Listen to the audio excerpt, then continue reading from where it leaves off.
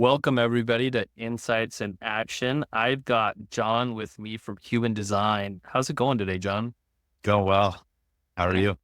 I'm good. I'm good. So we're still at the beginning of the week, but we're kind of trucking along. So, John, I would love to just start this off and learn a little bit about you and Human Design. Myself, I've been in the branding marketing world since I was 19. I'm 45. I'm married with 4 kids. I live in Boulder, Colorado. I founded Human 11 years ago on the idea that we could do well by doing good. So we have the mission to move the human race. So we want to work with brands that aspire to do that. And it doesn't mean that they always have to be nonprofits or doing things to the nth degree around moving the human race, but does mean that we want to work with clients that are bold and courageous enough to try and put things out in the world that people feel, want, and value, and not just add to the noise. So we, as a brand, have worked with clients like Nike, Atlanta Lakes, Converse. We work with startups. We've worked with film studios like Vulcan Productions, and Paul Allen still had Vulcan before he passed. And we've been able to tell stories for those brands in a really powerful way that connect at an emotional level. So that's what we really pride ourselves on is driving storytelling that moves people, because that's where we know decisions are made. Decisions are made by emotion, they're rationalized later by logic. So it's not a manipulation tactic. It's more of a, how do we tell our story in a way that makes it relevant, resonant with the audience so that they'll want to interact with your story or your brand, your product. So that's what we've been doing for 11 years. And we're Wow, headquartered in Boulder. that's awesome. I love what you said there because I use that line all. I come from the sales world, so I've Mm. sold a lot of digital marketing. I've sold a lot of tech, and I always say that exact thing. People buy based on emotion and they justify logic. So how do you Okay. say what you say and make sure that there's no buyer's remorse later or anything like that? That's a little bit more sales talk, but that's really cool. I love what you said there about your mission being to move the human race, especially to like brand and innovating or innovation design. So I guess I'm curious, how do you ensure that this mission is reflected consistently in the work that you guys do for the major clients that you mentioned, like Nike, Atlanta Lakes, and Converse? Yeah, it's a great question. So the bigger clients, it's a little bit more difficult because unless you get in early, you're playing off of their mission and their purpose. With Land Lakes, we were fortunate enough to be brought in at the enterprise level. So when they brought Human in, Land Lakes is known for butter. That's one of their divisions, but they also have Winfield, they also have Truterra, they also have Purina Animal Nutrition. So at the enterprise level, they really wanted to focus on how do we tell a story around purpose across all of our companies. Mhm. So we were fortunate enough to get in early enough to take a mission that they had already articulated around rooted in tomorrow and then push in on that. So how do you tell the story of being the great convener of 1,700 farms that own Land Lakes? You're farmer owned. You're over 100 years old. You're doing great things in the local community and the national scene. So with that, it was really identifying the purpose points within that brand that need and deserve to be risen to the top that you can draw a straight line through. And then for us, it's how do we do that? So our job is to not make you human or make you awesome. It's to elevate those aspects that already exist within your brand, package those up, and then tell that in a story that's easy to consume and that is truly approachable and authentic. So with the bigger brands, that's how we try it. We've only had the chance with Atlanta Lakes to do that. We're not ever probably going to be able to do that with a Nike or a Converse. But with Atlanta Lakes, we were able to. And then with the small and medium-sized businesses, it really is the idea of values and value. So if we Mm. talk about your purpose, those are your values. Our values as a brand that we put out in the world are X. Great. That's wonderful. That's exactly, in my opinion, why people should buy your brand. They should buy for your values, but they should stay for the value that you provide. So the value is the mechanical, right? We're cheaper, we're more cost effective, we get you there safe. It's all the reasons to buy. So the reasons to buy are very mechanical. The reasons to believe are what I call the magical layer. Why would I believe your brand promise? Why would I believe that you are uniquely positioned to do this better or more importantly, different than someone else? Because people don't buy better, they buy different. If you tell me that you're better than something I'm already using, you're asking me to fire that brand or that company that does a job for me. That's a really hard thing to do. You're asking me to fire them. But if you come in and you say, here's how we are different because of this one thing. Well, now you have my attention because you've given me something I can consider from a decision point, and you put it in their hands to make the decision. So with the bigger brands, we just try to identify, where does your purpose or exist? Let's elevate that, because it typically gets buried over a course of years and years and years. For startups, let's not only identify it, but more importantly, let's package it in a way where you have a moat around your brand, but more importantly, that you codify it internally in a way that you truly believe it. Because it's crazy how many startups or small and medium-sized businesses that have a mission, have a purpose, have the opportunity to have that be their rudder and drive their business. It is amazing how many businesses lose sight of that, because the bigger challenge they have is they're busy. They're trying to survive. They're fighting to live another day. They're trying to make payroll. They're trying to grow. They're trying to figure out the market. They're trying to figure out product market fit, go-to-market strategies, lifetime customer value, all the things that we use as buzzwords to build a sustainable business. And while you're doing that, it's easy to kind of lose sight of, well, why are we different? Why do we matter? So with those brands, it's more about how do you codify that message and then put it together in a digestible way so everybody within the organization can understand it and advocate for it I and not love, lose sight of it. yeah, I love that. And I think you're seeing that with more brands these days, right?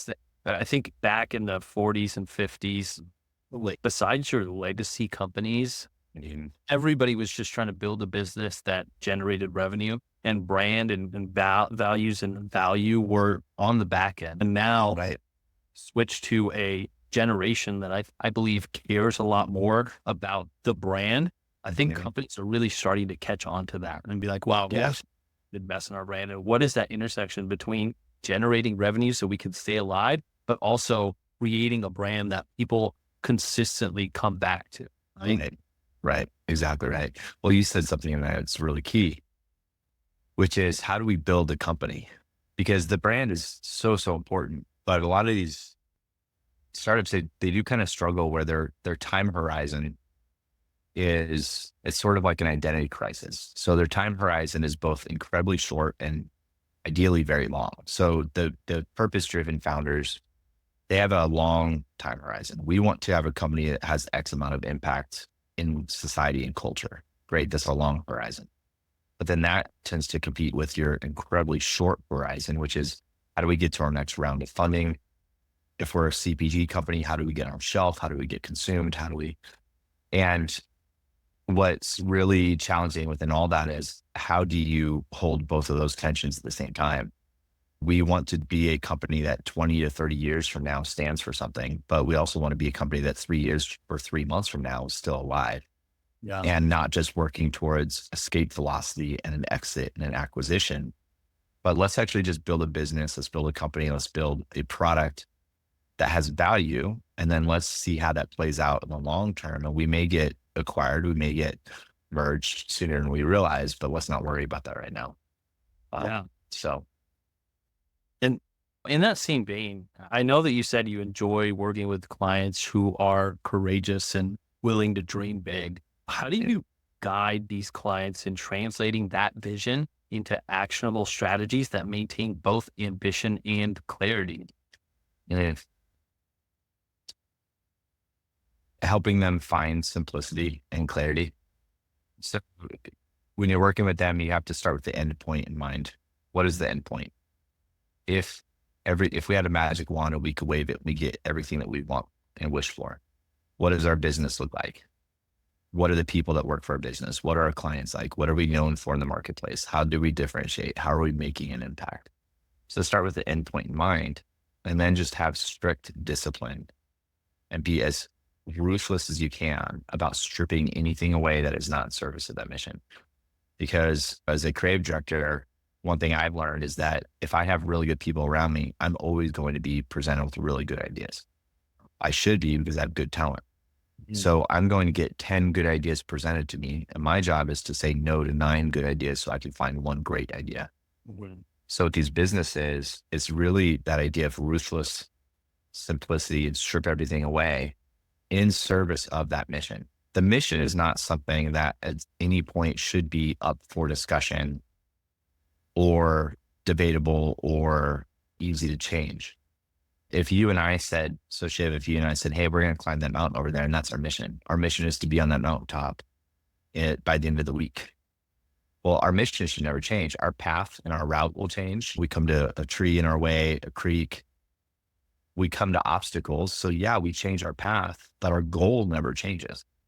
And as a business, if you set that goal and you let your employees know that is the end goal, there will be a ton of change in the meantime. There may be turnover, there may be mergers, there may be product consolidation, there may be things. But if you set the culture correct and they know that the vision and the goal isn't changing, just the tactics and how we get there, that's how we can kind of set that precedent for how do we stay on mission, stay on task.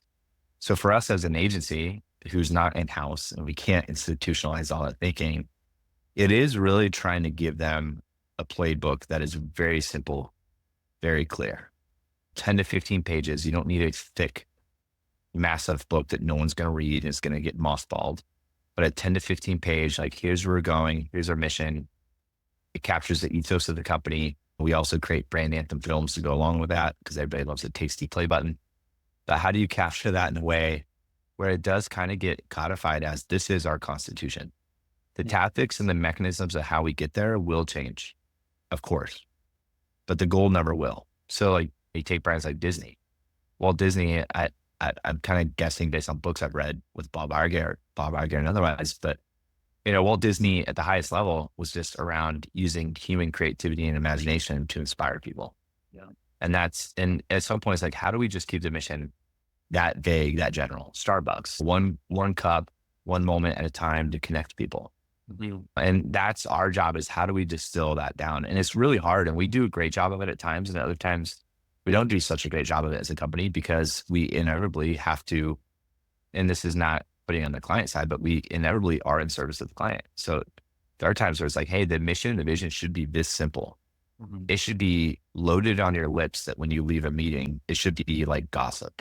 Yeah. Easy to remember, salacious, memorable, like an earworm. Mm-hmm. And the more words you're adding in this mission statement, you just kind of lost me. You forgot. But the more ampersands you put there, it's like, we do this and this and this, and you lose people. It's like, we do this. That's it. No. And that's what you should stand for. No. So we try our best to do it. We do a good job when we can. And other jobs, we don't do such a great job if we have to.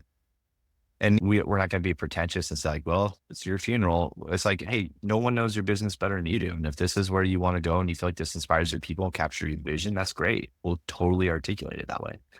But in our experience, people are complex, but they love simple things. Brands are complex, but simplified as much as you can. So that's where we try to help. It's great. And that's a really powerful image. The thing that you said about looking at the mountaintop.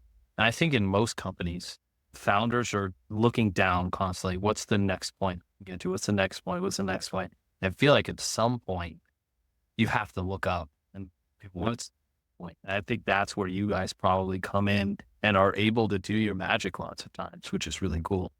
Yeah. Thank you. And so I know that human design emphasizes the blend of strategy and creativity and data to create relevance. I guess I'm curious, how do you balance the need for data-driven insights with the emotional and creative aspects of brand storytelling? Yeah, that balance is going to become more important than ever because with AI, which I'm a big believer in AI, I do hope that people continue to point it to solving our world's hardest problems versus just creating more content to fill our social feed. But with AI giving us access to insights and data at speed, the strategic underpinning at a human layer is more important than ever. Mm-hmm. And us as an agency, we don't have the answers yet, but we are trying to figure out, okay, so how do we double down on our name? How do we keep that human element? Because the pipe to the data just got 10x bigger. We all have access to that. So now we do have insights. So you have data and personas and insights on human beings and behaviors and all these things. But how can we modulate that through this human filter and come out with a strategy that is uniquely human, that only humans can come up with. Because AI, as smart as it is, it's never going to be sentient. It's just at the base level, it's just learning how to combine the inputs we give it. Mhm. Peanut butter goes great with jelly. It goes great with honey. It goes great with bananas. It goes great with these things. So then when you ask AI, hey, make me a sandwich with peanut butter and just make me something wild with peanut butter. And it's like, oh, well, you could make this. You could make a peanut butter jelly or banana, or you could put honey on it, and it almost makes it so like, man, AI is really smart. Like it came up with all stuff. No, it's just amalgamating all the inputs incredibly fast. So it isn't sentient. It's never going to come up with a nuance or the inside joke that culture has, or the ability to see something that's layered within culture that everybody's talking about. But let's do the total opposite. Let's find the tension. Let's find the wedge play to crack within that. Because within AI, you can say, what's the conversation? Here's the conversation. Great. Show me the opposite conversation. Great. Well, that's not the tension. That's just the opposite. Yeah. So you have to find these little wedge plays that really do feel thoughtful and intentional on the human level. And that's going to be really hard, I think, for technology to do. So for us, it's to your question of like, how do you blend strategy, insights, data? It's the premise that there's no intimacy in data.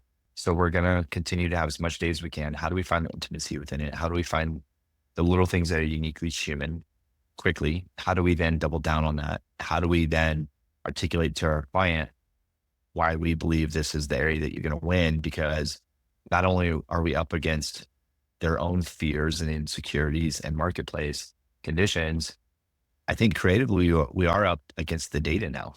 Yeah. Because clients want irrefutable data. They want safety. They want security. They want the ability to say, if I point my brand in that direction, I think we're going to win. And all the data says that our campaign should say this and position us this way. And it's going to be more challenging for us to come along and say, that's predictable. And that's where the data says you should point. And you will have incremental gains, no doubt. But if you want exponential gains, you need to take a risk and go this way. Because the other thing that the data is doing is it's saying this is where the crowd is going. So the data is giving you a flashlight to where the crowd is going. How do you create a floodlight over here to like lighten a whole new path? I think that's going to be a really unique opportunity for us in positioning ourselves 11 years ago as an agency called Human, which was how do we put technology in service of humans' greatest needs? We have to then figure out how do we double down on that as a brand. We have a lot of good ideas. I feel like we've cracked the code in like 9 out of 10 boxes, but that last box, we're still working on ourselves. Yeah. I loved what you said about AI there specifically, because I think people get in trouble with that is they look at AI as this thing that like you're saying that's going to replace tasks. And it's never going to be that. It's only going to go thing that's going to enhance your life or make it more efficient. And you can see it even on like a micro level. I mean, I sometimes on Twitter and I see people, you can like clearly tell who's used like ChatGPT Right. a reply in a Twitter thread. Yeah. So I really like your approach to combining technology with what you guys are doing at Human Design. I think it's really refreshing. Just cool. Thank you. Thank you. And Thanks. I was curious, with Human Design working on large scale innovative projects, how do you guys view collaboration with other agencies or specialized teams when you guys are tackling particularly complex or multifaceted brand challenges? Yeah. We welcome it. Not only do we welcome it, we're starting to seek it out. If you were to ask that question 3 or 4 years ago, we were not seeking it out as much unless the client requested it. And the reason why was our goal was to be a full service agency. And we were for a short period of time. Yeah. We had everything that we could offer you, one-stop shop. And that became increasingly difficult given the fact that with the advent of AI and clients' expectations of we need everything faster and cheaper right now. And it's that old business triangle: quality, price, speed. Pick two. You can have two, you can have all three. So if you want it fast and cheap, it's not going to be high quality. If you want it high quality and fast, it's going to be expensive. And it was just forever that triangle was referenced because it makes sense and it works. It should still be referenced. But I think a lot of times it's kind of being glossed over where clients are like, well, fast, cheap, and quality, because AI will help keep the quality element. And no, actually what they do is they say AI will help with the speed and the cost, but the human element will keep the quality element. And you're like, that's not how it's going to work. It's not going to be a clean baton handoff of AI giving us all the insights at speed, and then this at speed and cheap. Yeah. And then we hand it to humans, and then humans take it and make something. We have to find a way where from start to finish, human and machine is combined. So I'm trying to kind of coin this phrase applied intelligence. So AI is not artificial intelligence. In my mind, to us, we call it applied intelligence at human, which is how do we apply human intelligence paired up with machine intelligence?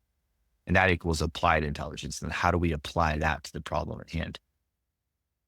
So to that end, everything is getting so much more fragmented. We're now seeking out partners. To your question, how do we work with other agencies? 3 or 4 years ago, we want to do all in-house. Now we're more of, okay, how do we double down on owning the human element? How do we double down on owning the emotional connection, purpose-driven positioning? We're really, really good at that. That is our core competency.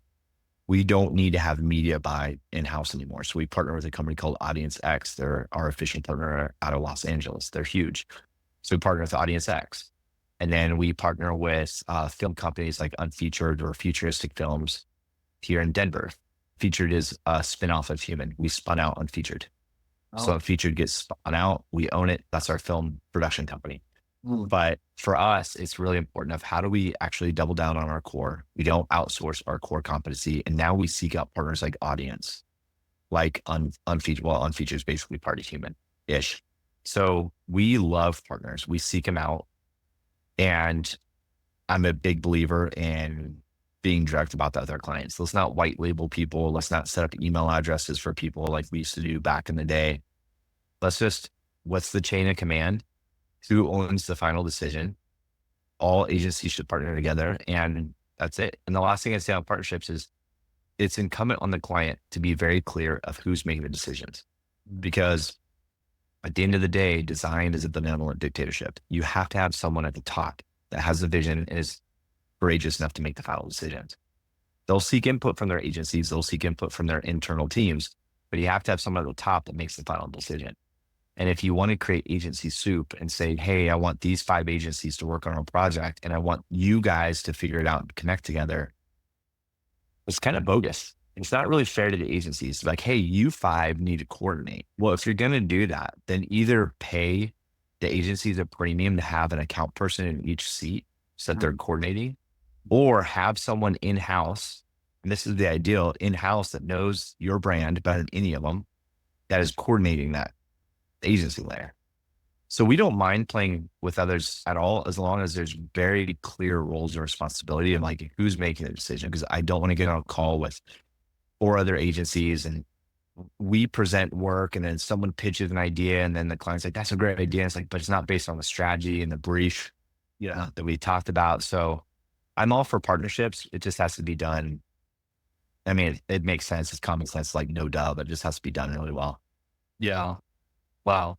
Yeah. I don't think that the need for clients to have a one-stop shop has changed because they Right. want inch of it. But I do like the idea, and I think a lot of agencies are moving this way. It's like, hey, what do we do really well? And then what can we partner with other agencies on it? And that's kind of narrowing those things. That's wonderful. And we approach it the Mhm. same in our agency. We only do media buying, anything from social all the way to programmatic and digital out of home and whatnot. And we leave the feed and we leave the branding to other partners who do it better than us. And I think that's, and being as transparent as possible with your clients and saying, hey, we do this one thing well, it creates more trust.